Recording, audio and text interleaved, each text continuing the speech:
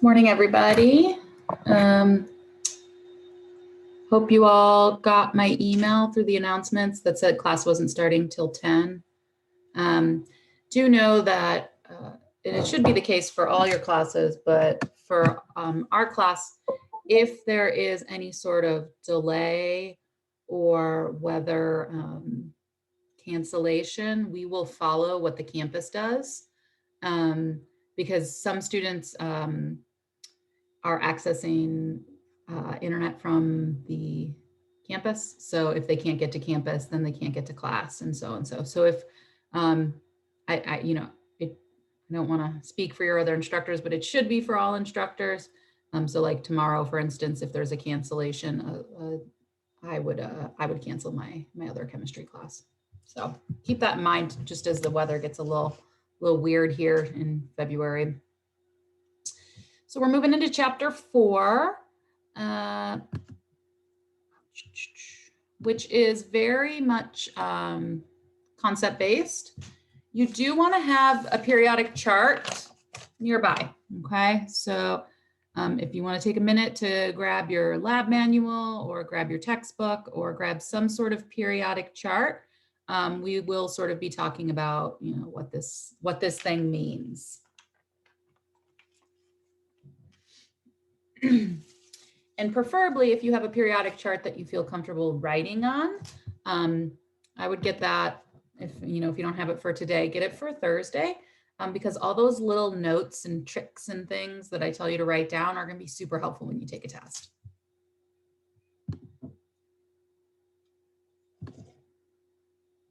All right, so chapter 4 is about atoms and elements.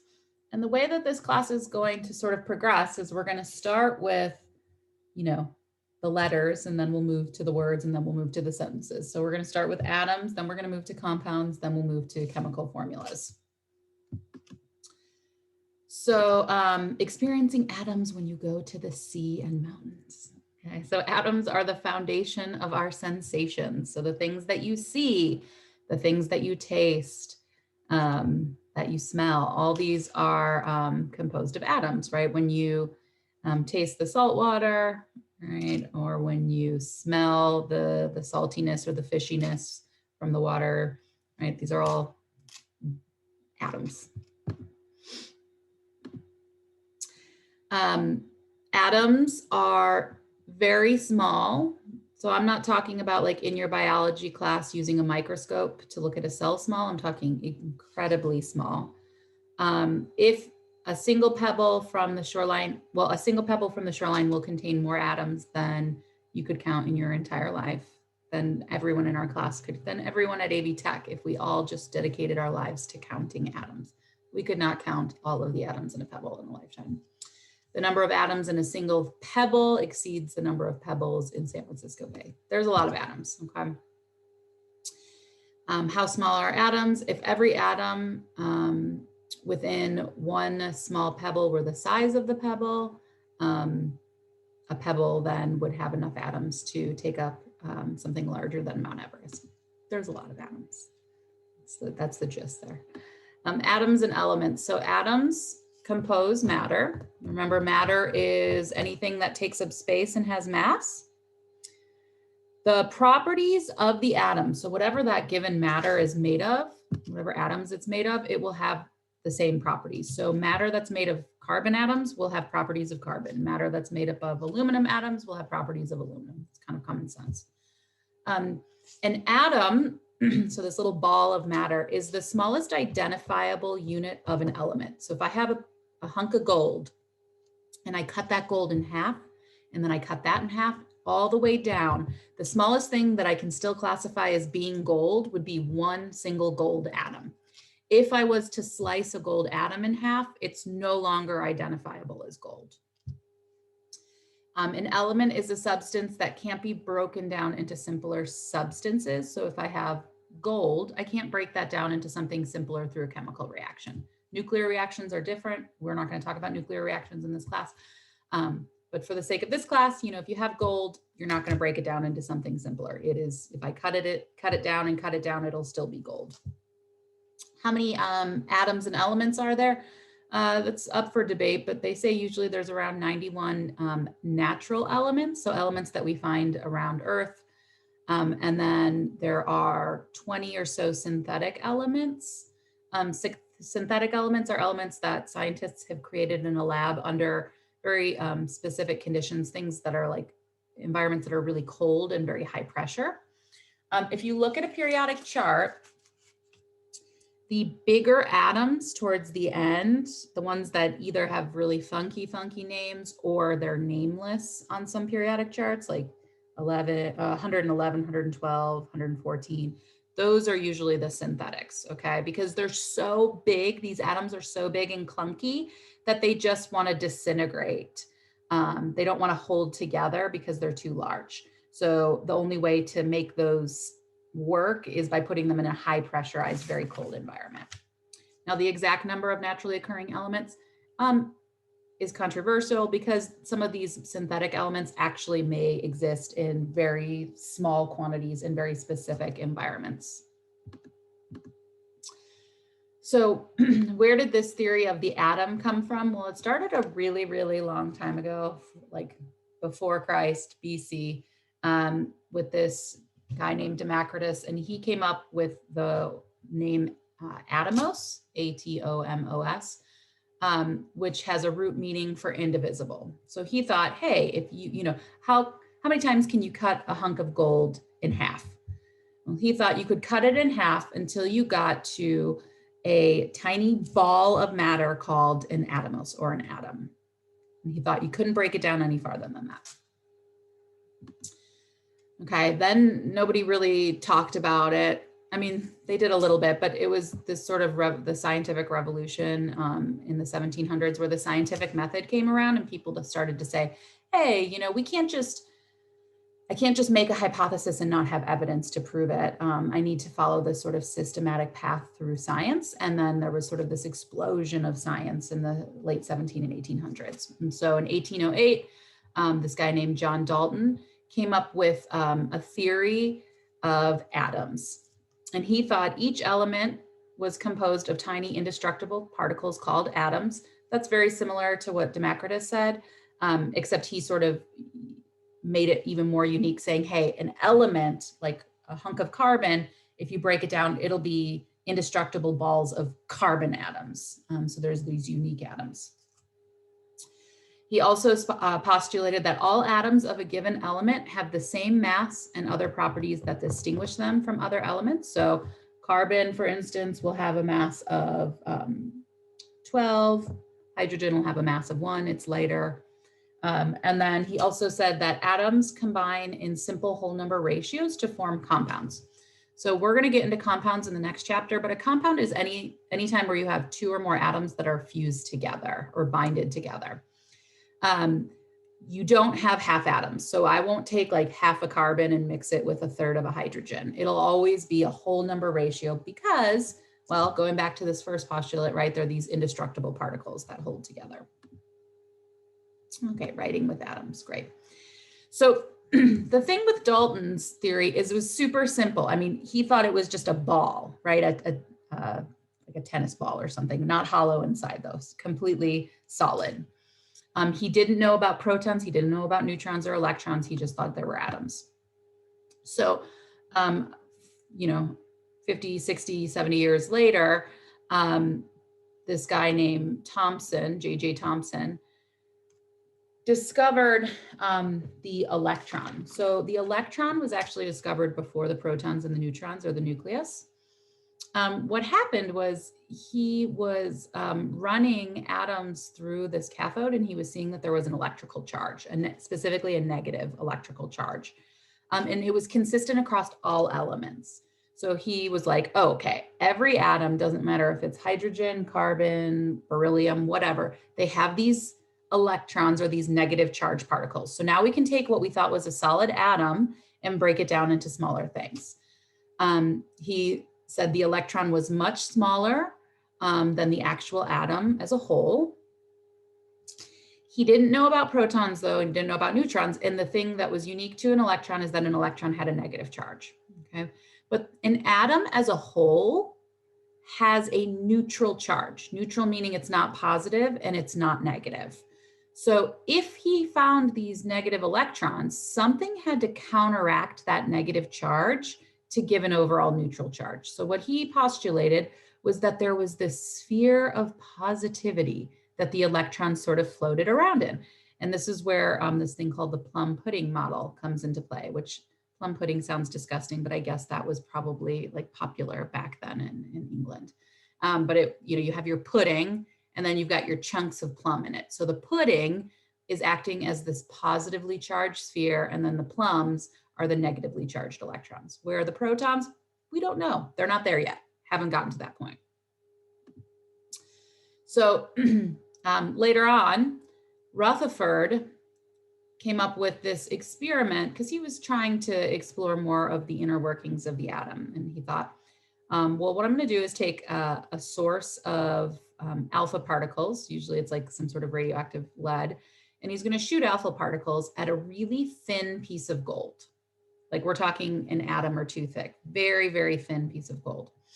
And if this was true, the alpha particles, because these electrons are so tiny, so small, the alpha particles should consistently go straight through. And what he found was that some of the alpha particles went straight through. There was this receiving paper that he had around it, and the receiving paper would light up every time one of these alpha particles would hit it.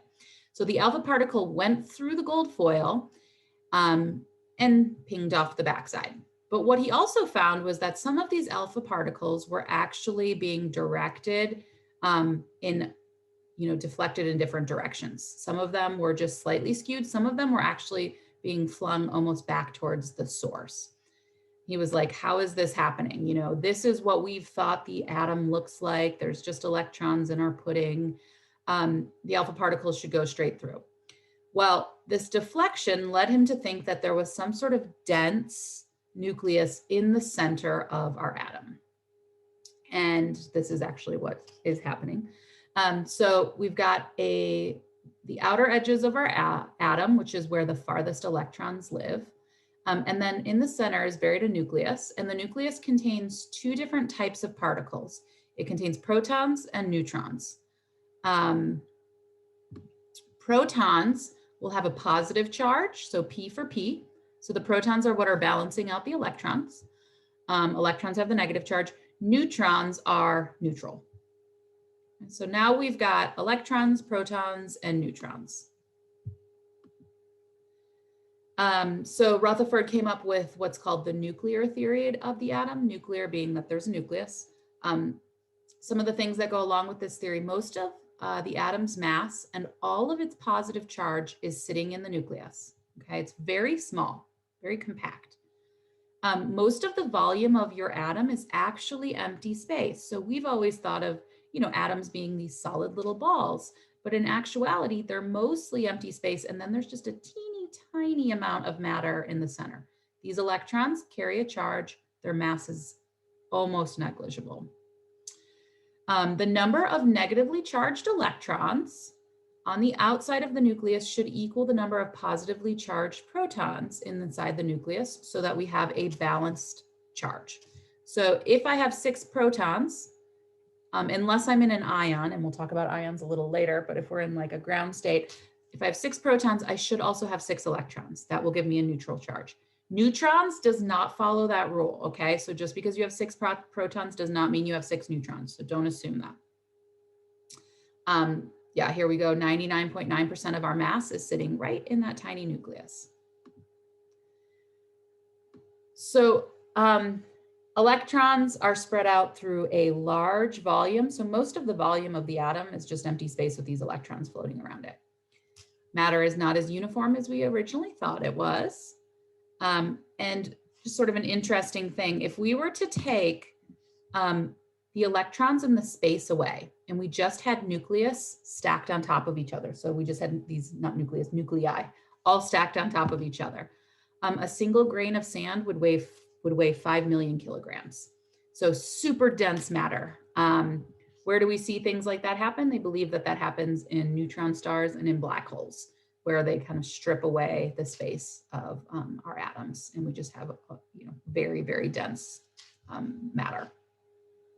There is a theory known as string theory in physics, which actually will break down these subatomic particles, and it'll take like protons. This is just FYI for your information. We'll take these protons, neutrons, and electrons and break them down into their fundamental particles. And what they find is that they're made up of these things called quarks, and there's up quarks and down quarks, and they have all these funky names. And if you were to break those quarks apart, what you end up getting at the base of matter is just a vibrating ring of energy. There's no mass. The mass properties, or the feeling of it having some sort of like something to it, just comes from this vibrating ring of energy. And depending how that ring vibrates, you get different properties of mass. So the universe actually is not made of any mass or matter. It's just a symphony of vibrating rings of energy, which is kind of cool. So back to chemistry. So the relative size of the proton and the electron, if a proton was a baseball, and know that the neutron is also almost the same size as the proton. So we can say this would be a proton or a neutron. An electron would be 2,000 times smaller. Okay, it'd be a grain of rice. So there is a little bit of weight to it, but it's just it's pretty negligible compared to the other particles. So electrical charge, let's talk about this. Think about a magnet. So if you have a positive and a negative side to a magnet, the positive and the negative will attract, right? So the red positive being our proton, the yellow negative being the electron, opposites attract. Samesies repel, okay? So two protons will want to move away from each other. Two electrons will also want to move away from each other. And sometimes my smarties will say, well, if two protons want to move away from each other, then, how can they be close together in the nucleus like that? Simple question with an extremely, extremely complicated answer that we still don't even really know. You can go down the physics rabbit hole on that. That is like beyond my my pay grade as far as physics is concerned. I know it has something to do with field theory and Einstein and some of those things. So not so simple, but for now, just assume the protons sit next to each other. This is the important thing though, that the electrons want to get away from each other. So in this cloud, the electrons are never going to like clump on one side. They're always going to kind of spread out in a nice distributed way. As far as charge is concerned, each proton has a +1 charge and each electron has a -1 charge. So a plus and a minus will give us a 0. If you have 3 protons, what will your charge be? 3+. If you have 3 electrons, 3-. Combine those together, you'd have an overall neutral charge where they cancel. So positives and negatives always cancel.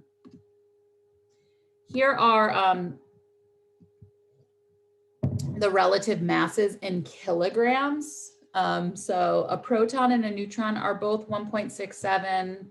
Proton is slightly smaller than a neutron, but it's really, we classify them the same. Times 10 to the -27. Okay, so very, very small. You don't have to know these numbers. Know this, that the AMU, the mass in AMUs, a proton is 1, a neutron is 1. An electron is almost negligible. So we can see it's 0.00055. But just because that electron is teeny tiny doesn't mean it isn't important. It's super important. Electrons are like why things bond together.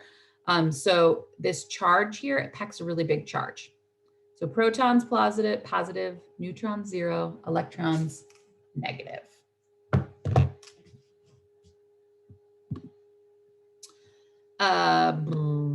Electrical storm provides evidence of charges in matter. Okay, yeah, so anytime you have this, you have lightning, what's happening is there's a negative buildup of charge in the clouds. There's a positive charge buildup at the surface of the earth, and they're trying to equalize. The charge is trying to equalize. So you'll get an electrical current in the form of lightning. So how atoms of elements differ from one another. So why are atoms of hydrogen and not helium? Atoms are always going to be defined by the number of protons they have.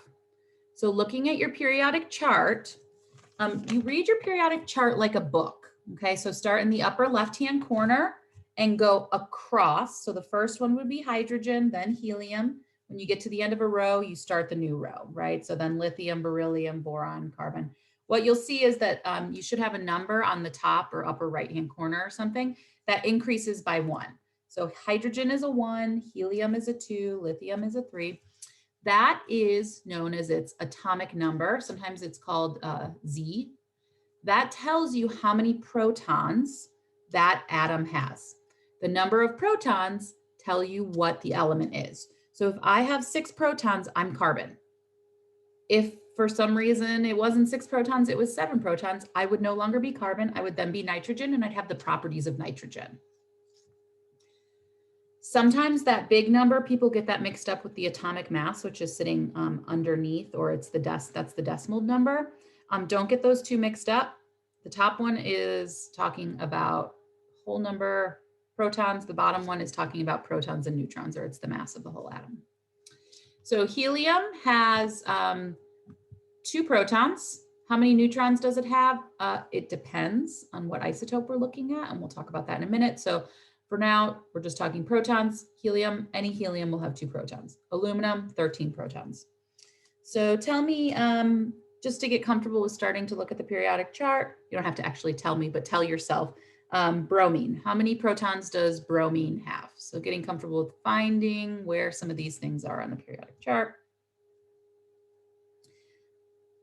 Some periodic charts have just symbols on them, like mine has just symbols on them. Some of them have names on them. You may prefer to have one that has the names on it. All right, so bromine is in that 7th column, 4 rows down, number 35. So it has 35 protons. You can tell me what element has 56 protons? A little easier to go that way. Just go through, find where 56 is. You can see it's in column 2. It's 6 rows down. It's barium. So protons and the identity of the element are synonymous with each other. Here we go. So atomic number, the symbol, the atomic mass, which we'll talk about in a little bit, and then sometimes it offers you the name. You can find a periodic chart with the name. I'd do that. Why? Because some symbols don't correspond with the name. Like for instance, sodium over here is not S or SO, it's Na. Some of them are not intuitive. Why are some of them not intuitive? Well, we're such a me-centric species. We think it's all about us and, you know, what language do we speak? But a lot of these symbols were discovered, or a lot of these elements were discovered a long time ago. So they have Latin names or Latin roots. So lead is actually, its Latin root is plumbum. So PB, that's why it has the symbol for PB. If you're like, what is a plumbum? If you've ever used a plumbum, it's a string with a weight, usually made out of lead, to get a straight line up and down. Mercury is hydragium, Hg. Iron, this one we use very often, is Fe for ferrium. Sometimes you may see things written as ferrium or ferrous instead of iron. That's the case, just go with it being iron. Silver and tin, and then copper is not CO. Cobalt is CO, copper is Cu. So this may be one thing that prompts you to get something that has the actual names on them. Some of the names have to do with their properties. So they tried to like match up the name and the property, like argon, which is number 18 protons, comes from the root argos, which means inactive. And everything in that last column, helium, neon, argon, krypton, xenon, radon, those are all called the noble gases. And all of those things are very low reactivity. They don't like to bond with things. So hence the name, hence the inactive component. Some of them are named after places where they were discovered. Some of them are named after people. Again, some of them with properties. So bromine is based off of bromos, which is stench because it has a very strong vapor smell. So why is the periodic chart organized the way it is? Sometimes it looks a little funky, you know, what's going on here? Well, there was this guy, very, very intelligent guy, Dmitry Mendeleev, and it's believed that he was like on a Trans-Siberian train and he had all of the, not all of the elements, but some of the elements, the first like 30 or so, on a deck of cards. And he was trying to shuffle and organize the cards in a way, because he didn't have this, right? This didn't exist. And so he was trying to figure out, well, what should I do? Should I put them in order of their mass? Should I put them in order of their atomic number? Should I put them in order of, you know, properties? And so he decided to put them in order of their relative mass. So increasing mass, so the smallest to the largest. And when he did that, what he found was that there was this sort of repeating pattern of properties. So there was like hydrogen, which did its own thing, but there was helium, which kind of, you know, didn't react with anything. And then there was lithium that was super reactive. And then there was beryllium that was reactive, but not as quite as reactive as lithium. Then there was these things that didn't have any properties that matched up. And then he started to see, oh, neon kind of behaves like helium and sodium kind of behaves like lithium. And he found this repeating pattern of properties. And so he decided, well, instead of just putting them in this long line, why don't I truncate it every place that the properties repeat themselves? So sodium, instead of sitting right after neon on the same line, he decided to nestle that under lithium. And then same thing with potassium. He put it underneath sodium. So then we start to get elements that increase in size as you go through them, but have similar properties within each vertical column. So everything in column 1 minus hydrogen. Hydrogen does its own thing. So kind of think of hydrogen as it sort of behaves like this sometimes it behaves like these. But outside of hydrogen, there was this repeating property. So everything in column 1 on your periodic chart, which is known as the alkali metals, those are going to have similar properties. So in fact, above column 1, I want you to write, if you can, write a +1. So above column 1, write a +1, because everything in column 1 likes to lose an electron, and we'll talk about this a little bit more, but for now, they like to lose an electron or form a positive charge. So just put a +1. Everything above column 2, where beryllium, magnesium, calcium, I want you to put a +2. Then I want you to skip over to what would be column 3. So not the ones where you dip down. Those are known as the transition metals. I want you to go where boron is. Boron isn't included in this, but aluminum and gallium and indium, those like to form a +3. So above that column, you can put a +3 and just mentally think, don't include boron. Skip the row with carbon. Above nitrogen's column, so where nitrogen and phosphorus are, put a -3. Those guys like to eat up or take on 3 electrons. Above oxygen and sulfur, you may be already kind of guessing what you're going to put there, but put a -2. All right, fluorine and chlorine, bromine and iodine, you can put a -1. And then above your noble gases or your helium, neon, and argon, put like a 0 or a 0 with a strike through it, or an Na or something to let you know that those guys don't really like to take or give electrons. And we will re-go over that in a little bit. So Mendeleev's periodic law was purely based on observation, meaning he had no idea why these things had similar properties. He just knew they had similar properties. And that happened for a while until we get to chapter 9, but a couple hundred years later when they started to, they discovered the electron and figured out like why things have similar properties. So we'll talk in a few chapters about why, but for now you're just going to trust me on that. So we've got our columns. There's another way to think about separating out the periodic chart, and that's into metals, non-metals, and what are called metalloids. So on your periodic chart, there's usually a bolded line, which is a zigzag line. It comes under hydrogen, It goes next to boron, silicon, As, Te, and At. So find it. You may want to highlight it on your periodic chart. I'll draw, color it in with a pen. That's sort of that's the line that separates metals and non-metals. So if you go to the left and or down of that zigzag line, you are dealing with metals in general. If you go up and or to the right, that is all non-metals.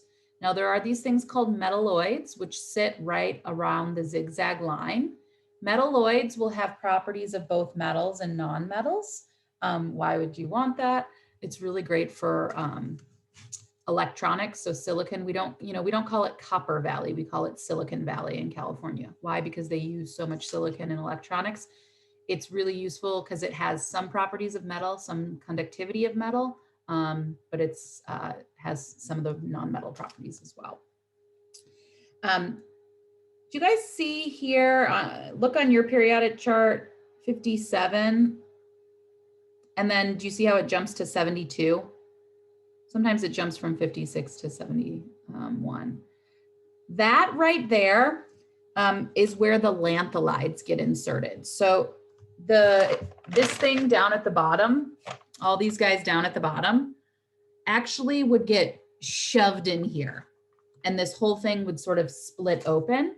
Why don't they put these in here? Because then this thing would be really, really wide and it wouldn't fit neatly on a periodic chart or on rather a piece of paper. So when you're going through the periodic chart, know that when you get to about 57, if you want to move forward, you don't just skip 14 elements. You go down to 58, 59, 60, run through that, get to 71, then you come back up to 72, okay?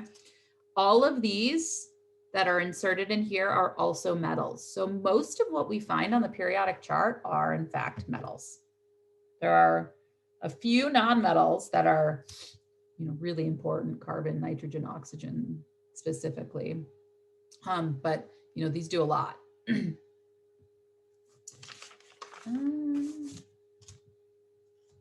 So talking about some of the properties of metals, metals occupy the lower left side of the periodic chart, and they tend to have relatively similar properties. Metals are like other metals.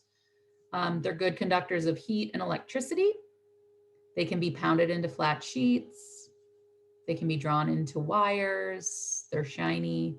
The most important thing here out of these is really this right here, though. It says metals tend to lose electrons when they undergo a chemical change, meaning they become what's known as a cation. And a cation, it's supposed to be an arrow, is a positively charged particle.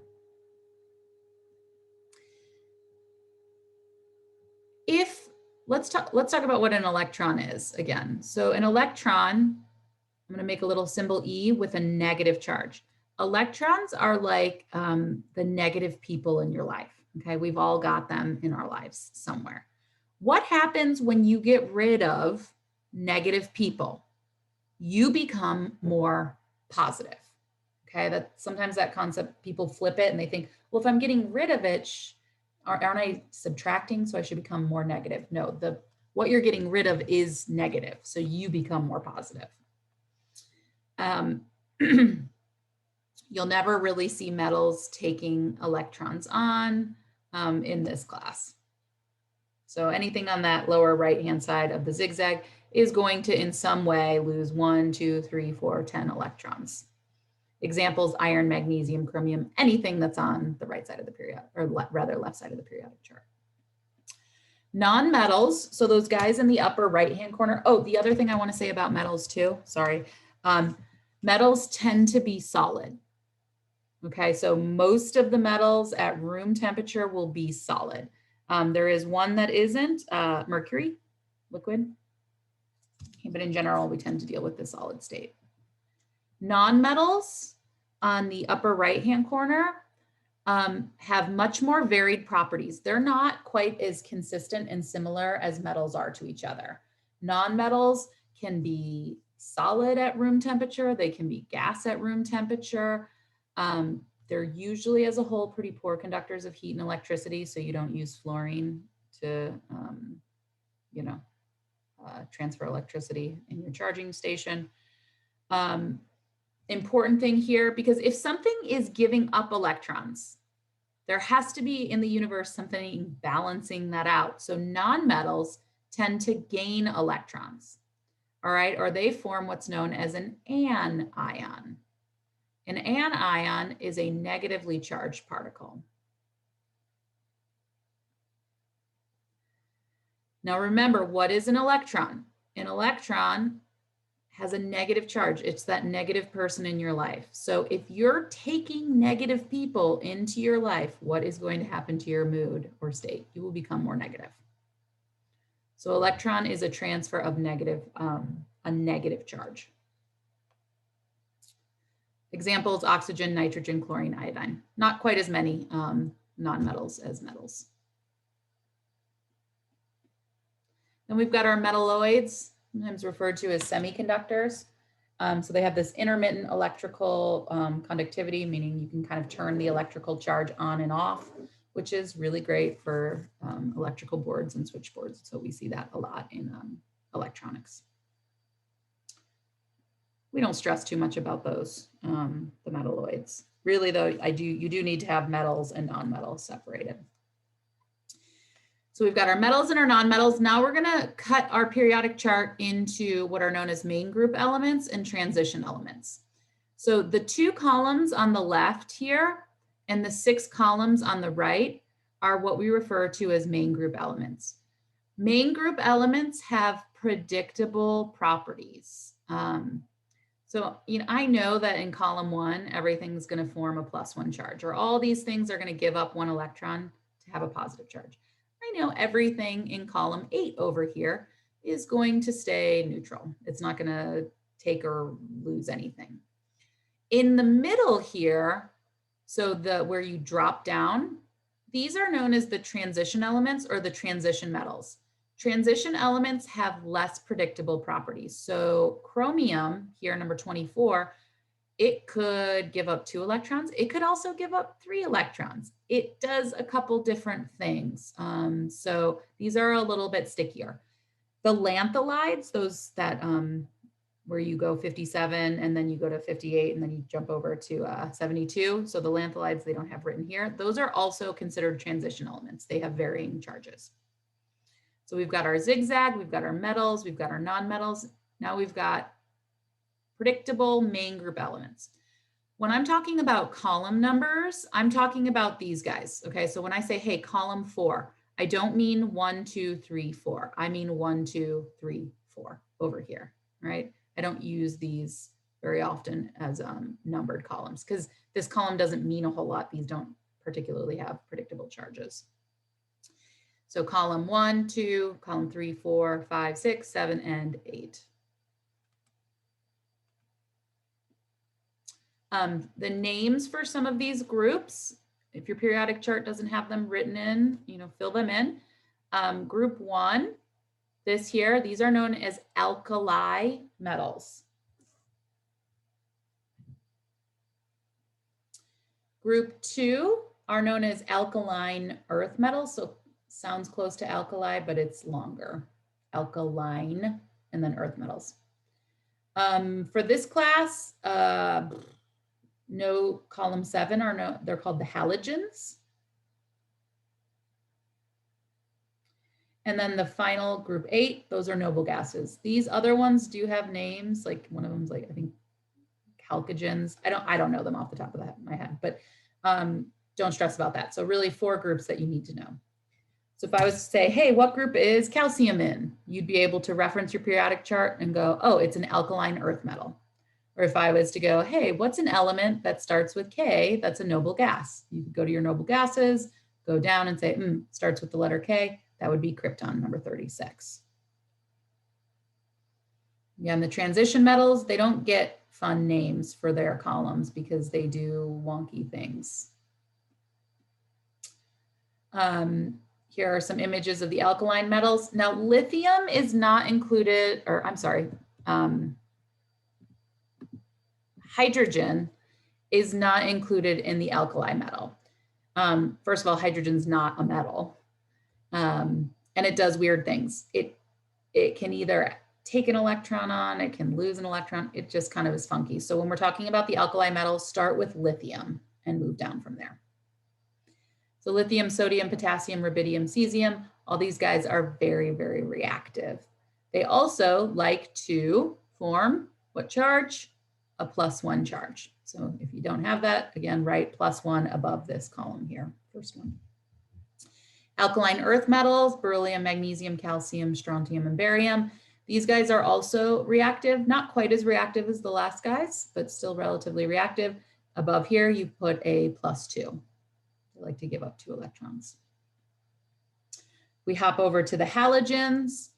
Some of them are solid, some of them are gas, much more varying properties. But all of the halogens like to eat up or take on an electron. So they have a -1 charge. And then our noble gases, these guys don't like to react. So put a 0 with a slash or something through it. Helium, not very reactive. That's why we fill balloons, party balloons, up with helium as opposed to hydrogen. It's like, oh, they're so close on the periodic chart. Can't we just use hydrogen? No, because they would blow up. So, matters. So atoms that gain or lose, anytime you gain or lose electrons and get away from that neutral state, right, where you have equal protons and equal electrons, you become what's known as an ion. Ion is just a way of saying charged particle. If you've ever had one of those dog fur ionizers, that's what it's doing. It's forming a charge or a current. If you're positive, you're a cation. So there's a T in the middle of that for a positive. Negative ions are anions, just kind of sounds negative. The charge of an ion is always going to be shown in the upper right-hand corner. So if I'm dealing with magnesium that has a charge, I would put a 2+ in the upper right-hand corner. It matters where you put that. Don't put it in the lower right-hand corner because that means something else. Don't put it in front. It's got to sit in the upper right-hand corner. A lot of times you'll see it written as 2+ as opposed to +2. I think mastering chemistry, your homework likes when you put the charge after it. So go with that. Magnitude first and then the symbol. Oxygen likes to form a 2-.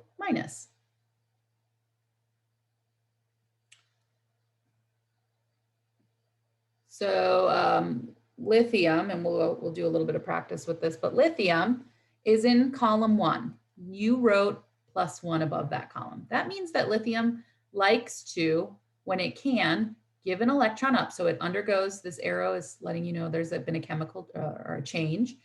It's going through this process.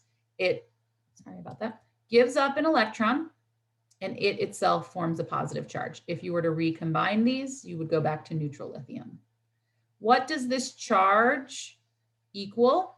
The ion charge will always equal the number of protons minus the number of electrons.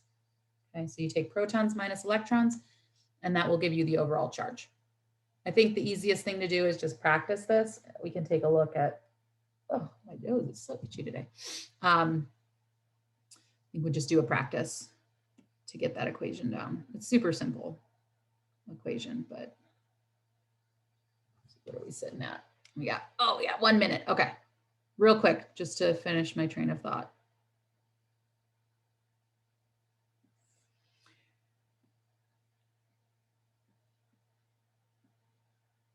So if I'm dealing with calcium versus calcium with a 2+ charge, why am I putting the 2+ here? Like, where did that charge come from? Well, I know that calcium likes to form a 2+. This is its neutral atom. This is its ion. So they have 2 different properties. Let's talk about protons and electrons. I'll leave neutrons for right now. So how many protons do you have to have in order to be calcium? Look at your periodic chart. What is its number? 20. So it doesn't matter if you're charged or not. If you have the symbol calcium, proton has to be 20. So both of these have the same number of protons. In this one on the top, I don't have a charge in the upper right-hand corner. So I can assume that my protons and my electrons equal each other. So I also have 20 electrons. So 20 protons, 20 electrons. This is going to be different though when we move to its ion form. Ion down here. It's got a 2+ charge. So the charge equals protons minus electrons. My charge is a 2+. My protons don't change. It always needs to be 20 minus my electrons. So what are my electrons? My electrons are 18. 20 minus 18 would give you a +2. Think with a positively charged material, the protons are winning out, right? So you should have 2 more protons than you have electrons. Protons will always have be congruent to whatever the element is. So then you just equate your electrons from there. So we'll stop there. We'll do a little bit more practice with that, and we'll do some anions, negatively charged ones, on Wednesday. Your test will be this Sunday, Monday. So just make note of that. If you have any questions, feel free to stay around. Otherwise, enjoy the rest of your day. Stay warm, stay safe, and I will see you on Wednesday.